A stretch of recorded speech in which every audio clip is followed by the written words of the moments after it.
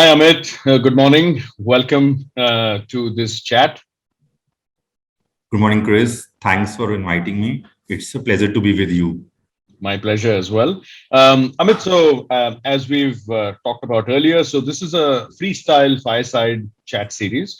Over the next 30 minutes, we'll touch upon various topics from your vantage point as a HR leader in the industry, specifically in your position at PeopleStrong. Why don't we start by you telling us a little bit about yourself? Sure.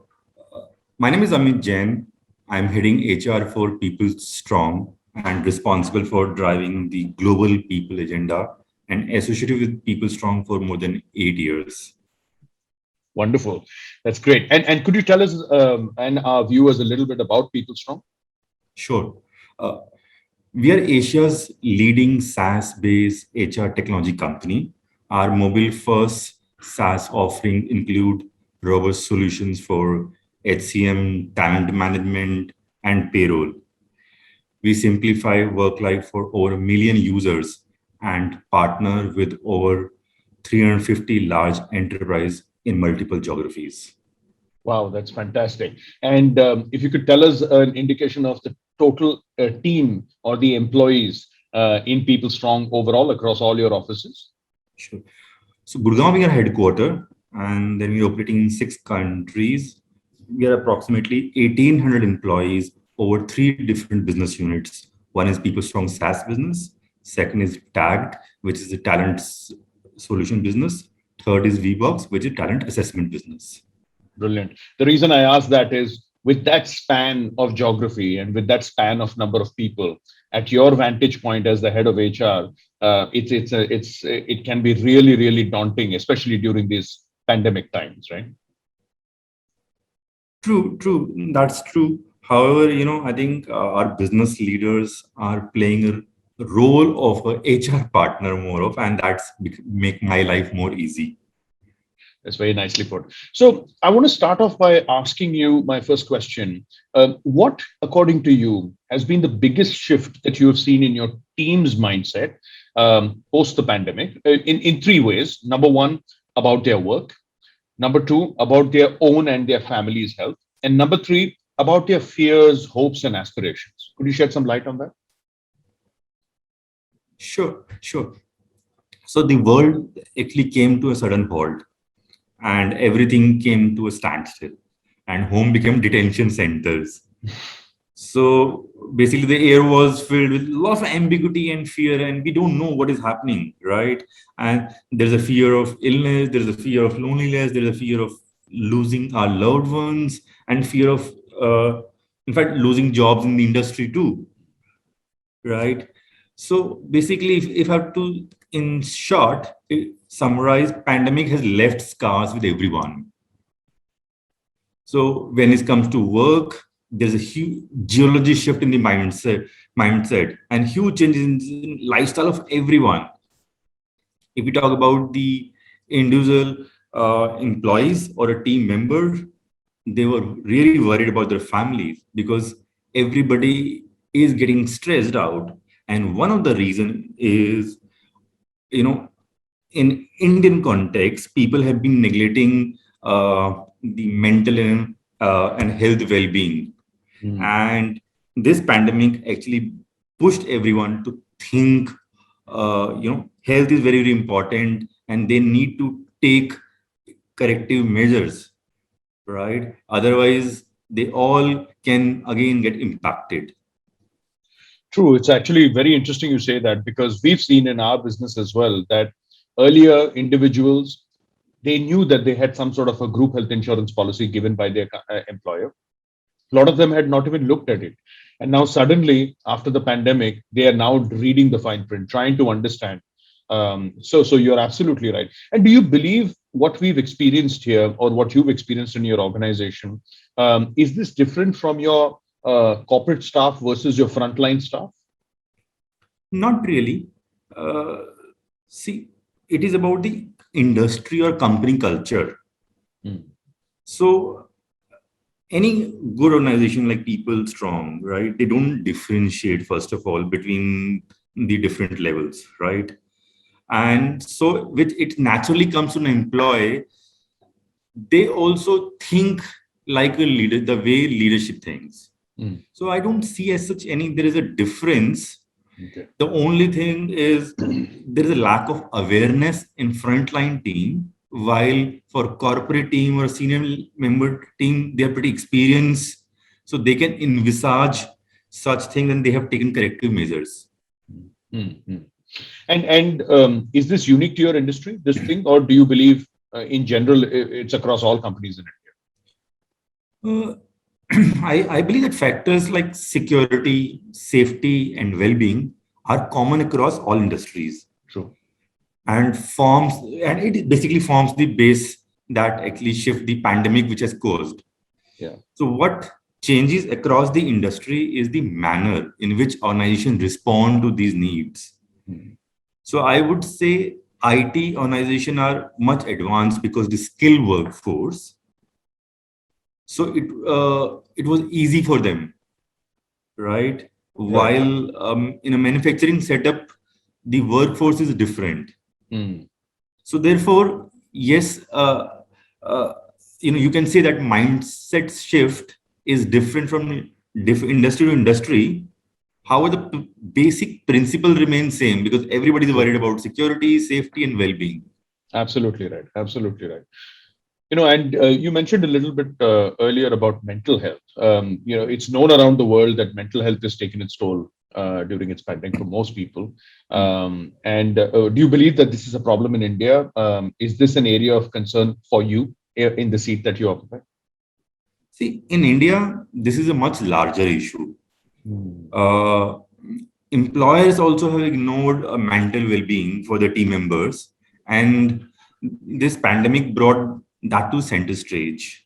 So I would say both employer and employee, they've been ignoring mental well-being. There are a lot of organizations who have taken steps and they've been working on mental health well-being for a long. However, those concepts get actually executed well when there is a buy-in from the employee also. True. And lack of awareness is the biggest challenge what employer also face. And similarly, it applies for business leaders also. True. True. True. It's also in India a bit of a social taboo, right? And to talk about things like depression or even anxiety. Especially we're seeing a lot of youngsters, dealing with this in the workforce. That there is a level of lack of awareness and a social taboo that's associated. So therefore, I'm sure it must be becoming difficult for HR leaders to even talk about it with employees, right?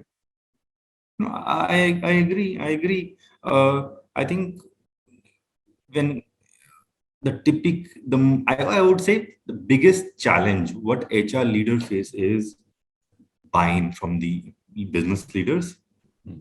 and the employer both. Mm. So the way we look at mental health has evolved over the just past 1 year, Yeah. right? And it need to be looked at in a holistic approach. For instance, almost all the organizations in India have offered 14 days of COVID leave or 20 days of COVID leave, but those who are applicable only when the employee is suffering from COVID. Mm. But have we envisaged such a scenario? Answer is no. True. True. True. That's so profound. True. And how has the second wave been different for your employees? What were the things that they reached out to you for most during this time? I think the second wave was much more severe and daunting for everyone, similarly for our colleagues. During the first wave, the focus was more on the individual way, whereas during the second wave, we have to enlarge our focus and scope to individual's family, Mm. right? Similarly, the first wave was more of a logistical impact on our Mm. employees, while in the second wave, it was more of an empathy. Mm. So I think there has been a very, very different experience from wave one and wave two. right? So I think during the second wave, to answer your question, our COVID program task force was helping every employee, all the benefits related to teleconsultation, plasma, emergency oxygen concentrators, or COVID test. In fact, your team really helped us during Thank you. during that time, and it really helped us. Thank you. Thank you. We read a lot about employee healthcare, obviously, workplace healthcare, both in India as well as abroad. In your opinion, how is the India story different versus Western countries? If first and foremost, is it different? And if it is, how do you think so? That's an interesting question. So the entire landscape of Indian HR is completely different from that of Western countries. The need of Indian employees is drastically different, and we need a balanced and focused approach. So, I don't want to criticize our ecosystem. However, in Western countries, people don't expect much about health benefits from and from their, especially about their from employers, because government is taking care of such basic needs. While in India, it's a vice versa. The expectation is from employers, what benefit they are providing. And in fact, these days, the conversation have changed when we actually approach new hires or our existing employees. They're more interested to know what type of benefits we are offering, what are the coverages, and whether it cover our just hospitalization or OPDs. So there has been drastic change even the type of questions we have been getting for our employees. That's very interesting, actually.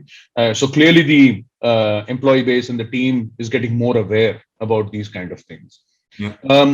So that brings me to my next question. In your personal definition, what is your definition of employee health benefits?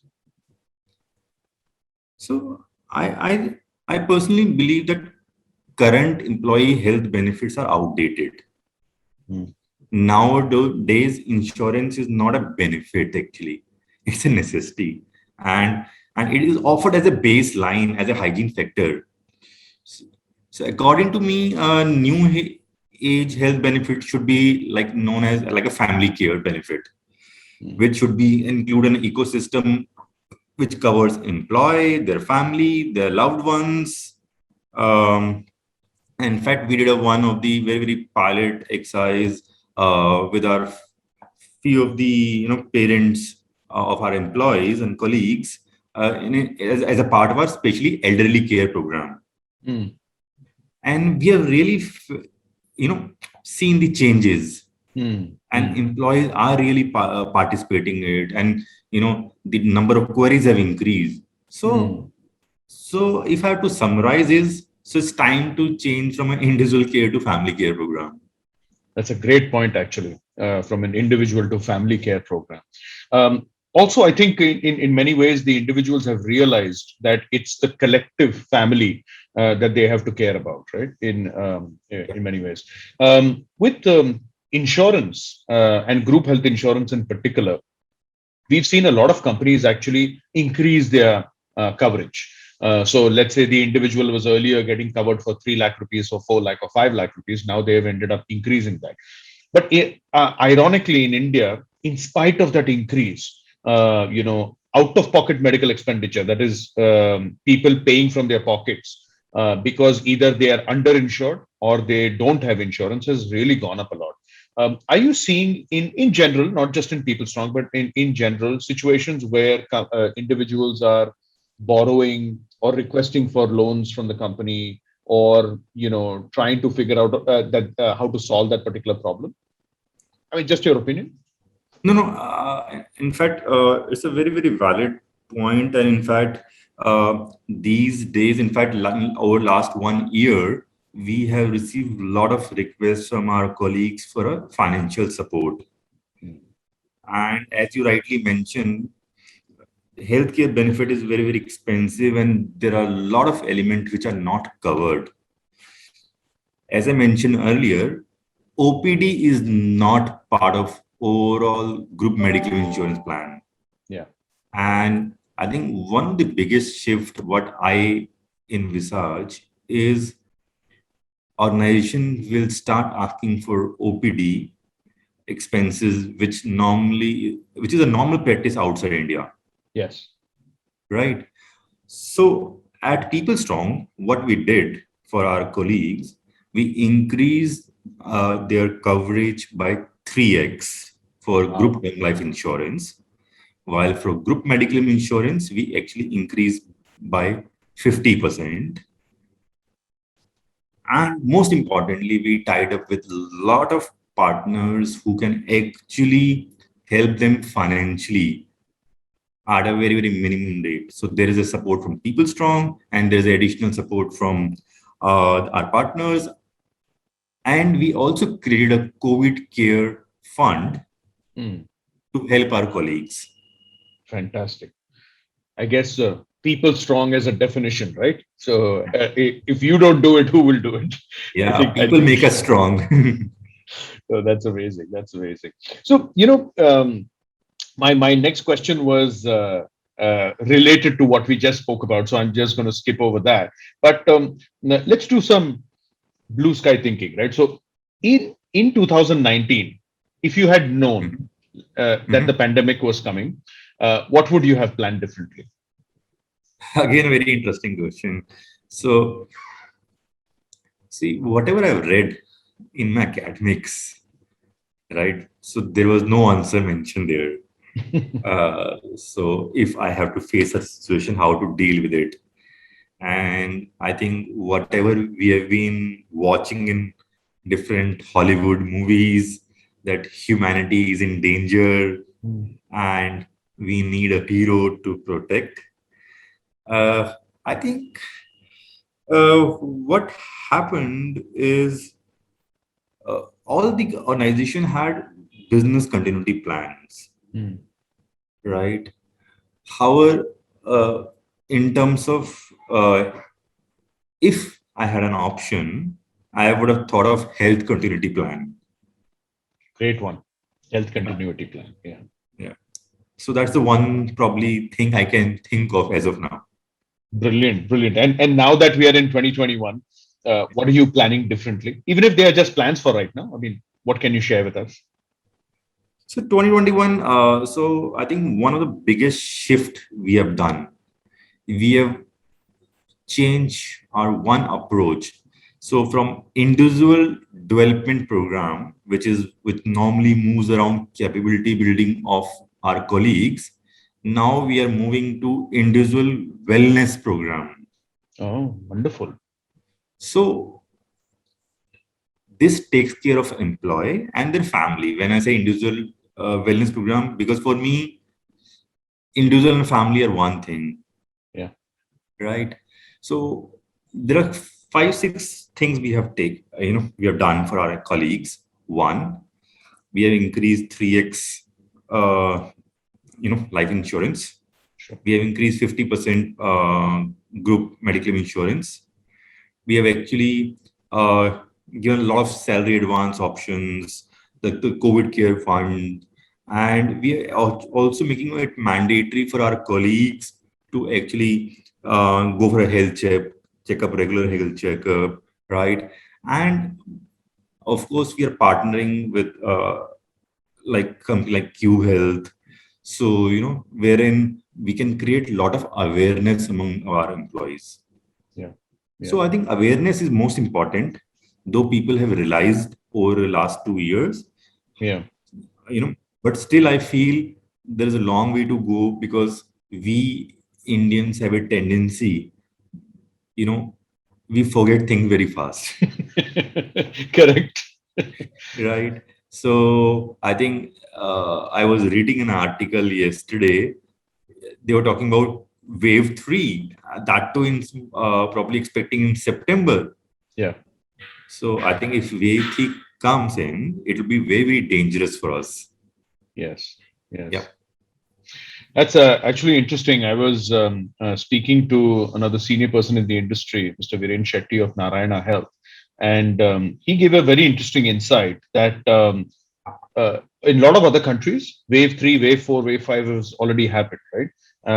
And he kind of ended on a very positive note. He said he's hoping for a scenario, a few years down the line, where it would be COVID would be considered very similar to a common cold, where you would have a colleague who's wearing a mask, and you would generally look over and say, hey, what happened? And you'd say, oh no, I've just got COVID.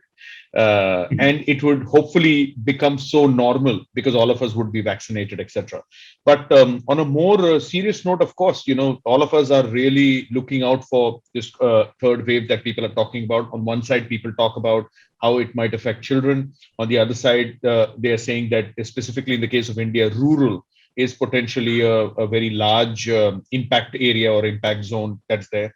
I was watching a video yesterday that mentioned that early 10 trends of the third wave have already started, but it's not as severe as we expected. These are, of course, all speculations and multiple opinions kind of coming about. And we are trying to work with companies such as yourselves to try and at least brace people, more awareness, more planning and preparation. Hopefully, with the individuals, it should be better.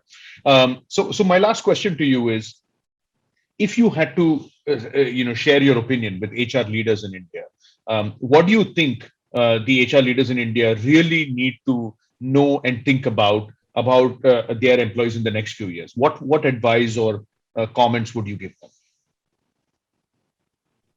See, I think these days all the HR leaders are anyways busy and they've been reading it a lot about it. So I don't think I can specifically mention or advise to them.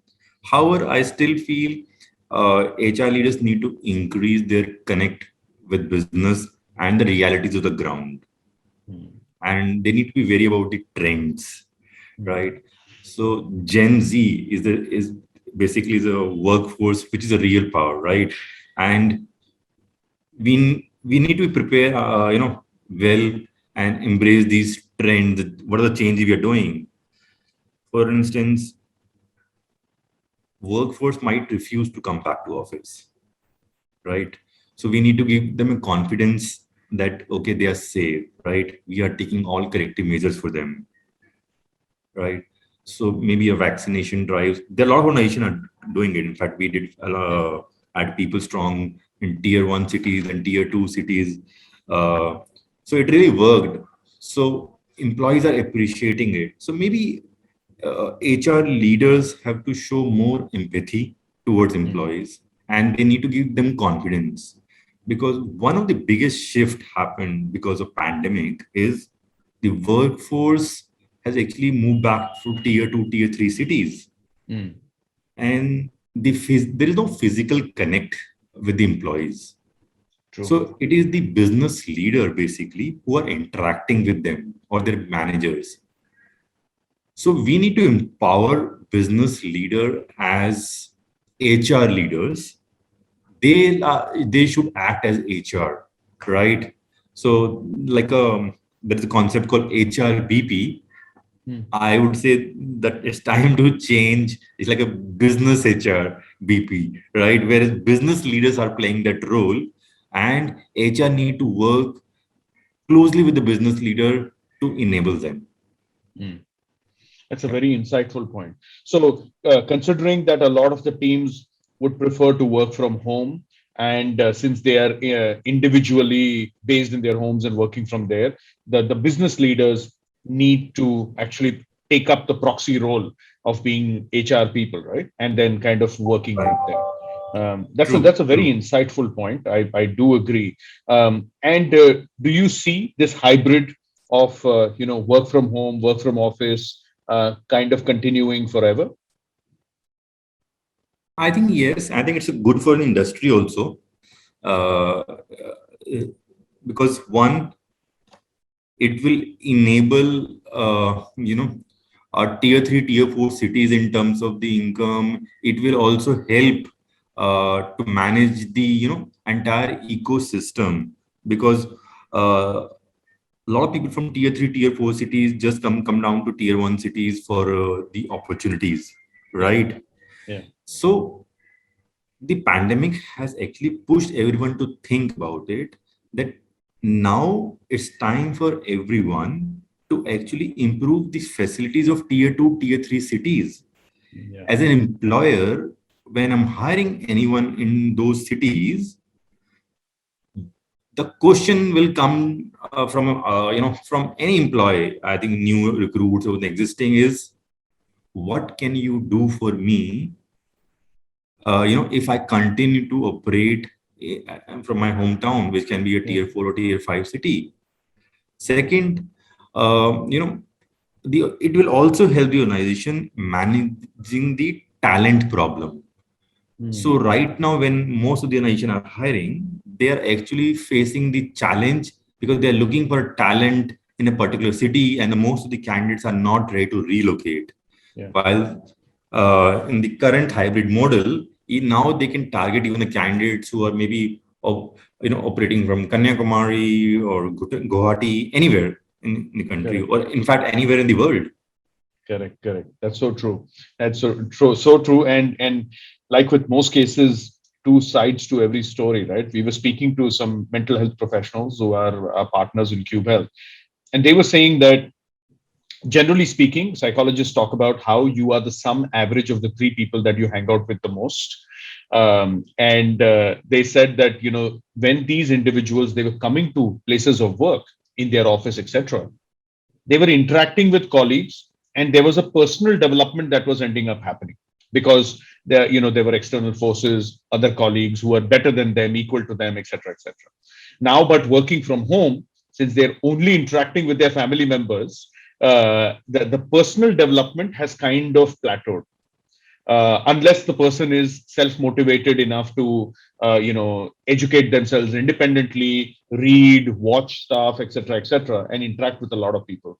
I don't know how much that is true or not, but I mean, it was interesting to hear a different point of view from a mental health professional. I think over the next few years we'll see how these kind of things show up, right? Yeah, I think we will learn, right?